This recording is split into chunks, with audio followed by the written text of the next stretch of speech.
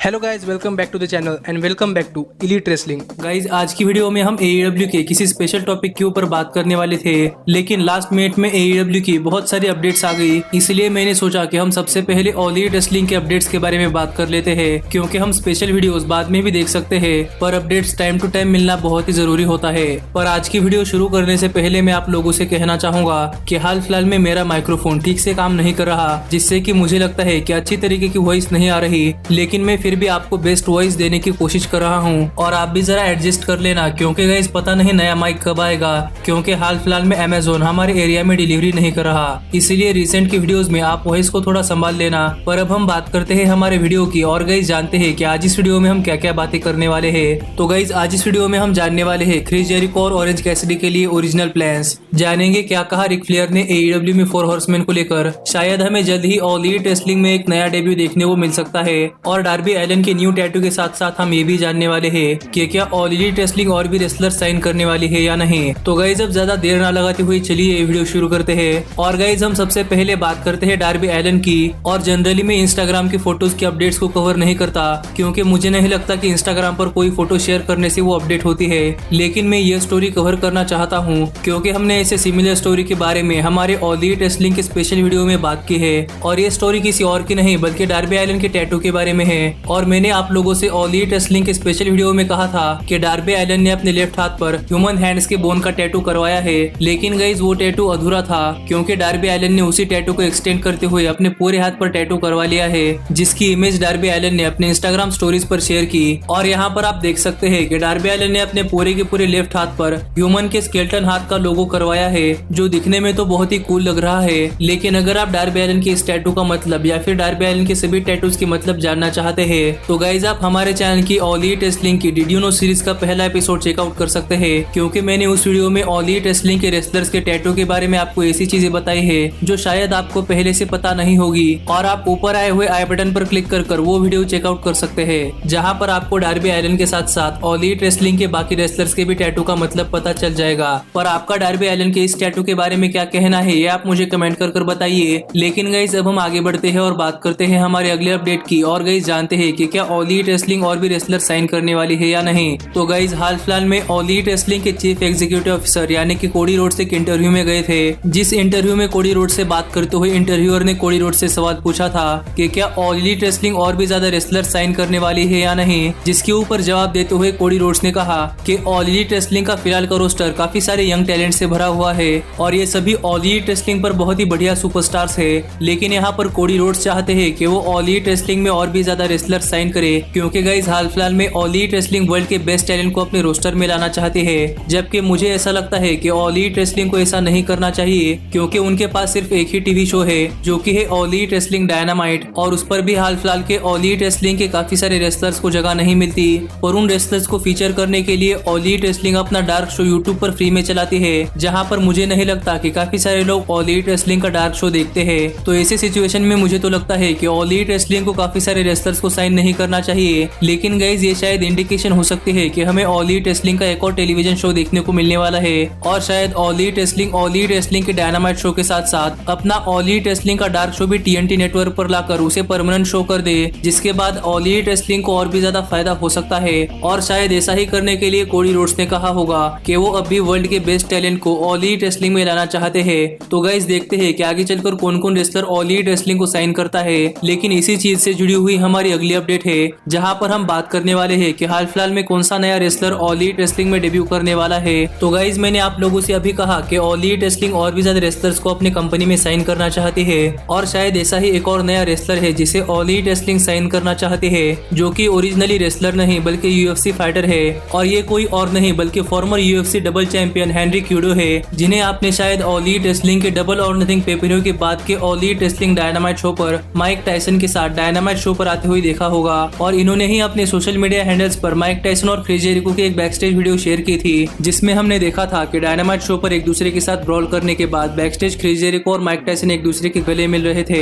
लेकिन गाइस अगर यहाँ पर हम बात करें हेनरी क्यूडो की, तो गाइस हेनरी क्यूडो ने अपने लेटेस्ट इंटरव्यू में बात करते हुए कहा कि उनका UFC करियर तो बहुत ही अच्छा चल रहा है, लेकिन यहाँ पर UFC से रिटायर होने के बाद हेनरी क्यूडो और भी सारे स्पोर्ट्स में अपना हाथ आजमाना चाहते हैं। और यही बात करते हुए हेनरी क्यूडो ने बताया कि हेनरी क्यूडो ऑल एलीट रेसलिंग के साथ बातचीत बातचीत कर रहे हैं, जिससे कि हमें शायद फ्यूचर में हेनरी क्यूडो ऑल एलिट रेसलिंग में देखने को मिल सकते हैं। और यही हेनरी क्यूडो ने बात करते हुए कहा कि वो ऑल एलिट रेसलिंग के साथ बातचीत कर रहे हैं, और अगर ऑल एलिट रेसलिंग बहुत ही बड़ा पेपर ऑर्गेनाइज करती है तो हेनरी क्यूडो ऑल एलिट रेसलिंग में जाकर रेसल करने के लिए एक्साइटेड है, पर यूएफसी करियर से रिटायर होने के बाद। और इस चीज से हम समझ सकते हैं कि हेनरी क्यूडो और ऑल एलिट रेसलिंग के बीच में रिलेशन काफी अच्छे हैं। और अगर हेनरी क्यूडो ऑल एलिट रेसलिंग में आते हैं तो गाइज ऑल एलिट रेसलिंग को भी बहुत ही बड़ा फायदा होने वाला है, क्योंकि गाइज हेनरी क्यूडो कोई छोटे मोटे यूएफसी फाइटर नहीं है, वो एक बहुत ही बड़े यूएफसी फाइटर है, और वो अपने करियर में डबल चैंपियन भी रह चुके हैं, जैसा कि आज तक यूएफसी में 7-8 फाइटर्स नहीं किया है। और हेनरी काफी यंग भी है और उनकी एज सिर्फ 33 साल है। और अगर उन्होंने यूएफसी से रिटायर होकर all elite wrestling company join कर ली तो गाइज ऑल एलिट रेसलिंग में उनके रेसलिंग करियर के लिए काफी सारे साल बचे हुए हैं। और आप ये मत सोचना कि हेनरी क्यूडो 33 साल के हैं तो वो 40-50 साल की एज में जाकर रिटायर होंगे, क्योंकि गाइज ऐसा नहीं है। गाइज यूएफसी फाइटर बहुत ही जल्द अपने यूएफसी करियर की शुरुआत कर देते हैं, और नॉर्मली 35 एज के आसपास काफी सारे यूएफसी फाइटर रिटायर हो जाते हैं, जैसा कि हमने हाल फिलहाल में रोंडा राउजी के साथ देखा है।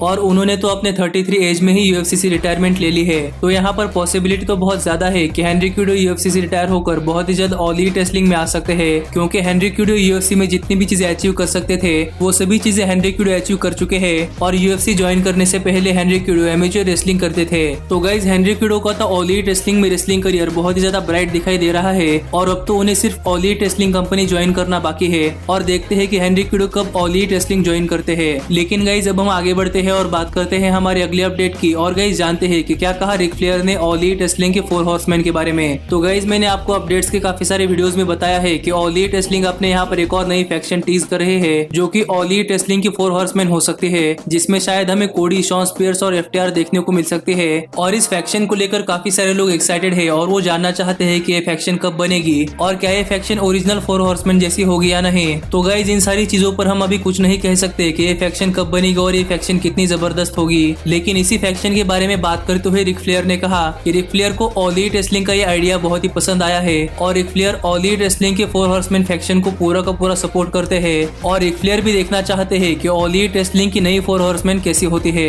तो गाइज इससे तो हमें ये पता चलता है कि 4 हॉर्समैन के फाउंडर में से एक यानी कि रिक फ्लेयर भी ऑल एलिट रेसलिंग में 4 हॉर्समैन को देखना चाहते हैं, और उनका भी ऑल एलिट रेसलिंग के 4 हॉर्समैन के लिए पूरा का पूरा सपोर्ट है। तो गाइज देखते हैं कि फाइनली कब हमें ऑल एलिट रेसलिंग में 4 हॉर्समैन फैक्शन देखने को मिलती है। लेकिन गाइज अब हम आगे बढ़ते हैं और बात करते हैं हमारे सबसे फाइनल अपडेट की। और गाइज जानते हैं कि क्या थे ऑल एलिट रेसलिंग के क्रिस जेरिको और ऑरेंज कैसिडी के लिए ओरिजिनल प्लान्स। तो गाइज अगर आपने हमारा ऑल एलिट रेसलिंग का fight for the fallen show का रिव्यू वीडियो देखा होगा तो आपने देखा होगा कि ऑल एलिट रेसलिंग के फाइट फॉर द फॉलन में क्रिस जेरिको और ऑरेंज कैसिडी का एक सेगमेंट हुआ था, जिसमें क्रिस जेरिको ऑरेंज कैसिडी को ट्रैश टॉक कर रहे थे। लेकिन यहाँ पर ऑरेंज कैसिडी ने क्रिस जेरिको के साथ साथ पूरी के पूरे इनर सर्कल पर ऑरेंज जूस डाल दिया था, क्योंकि क्रिस जेरिको काफी दिनों से ऑरेंज कैसिडी को ऑरेंज जूस से कंपेयर करते हैं। लेकिन गाइज यहाँ पर अपने लेटेस्ट सैटरडे नाइट लाइव में बात करते हुए क्रिस जेरिको ने फाइट फॉर द फॉलन में हुए उनके और ऑरेंज कैसिडी के सेगमेंट के ओरिजिनल प्लान शेयर किए। और यहाँ पर बात करते हुए क्रिस जेरिको ने बताया कि क्रिस जेरिको ओरिजिनली चाहते थे कि ऑरेंज कैसिडी ऑरेंज जूस से भरा हुआ कोई truck fight for the fallen में ले आए और उस ट्रक में से ऑरेंज जूस की पोचार इनर सर्कल पर करे,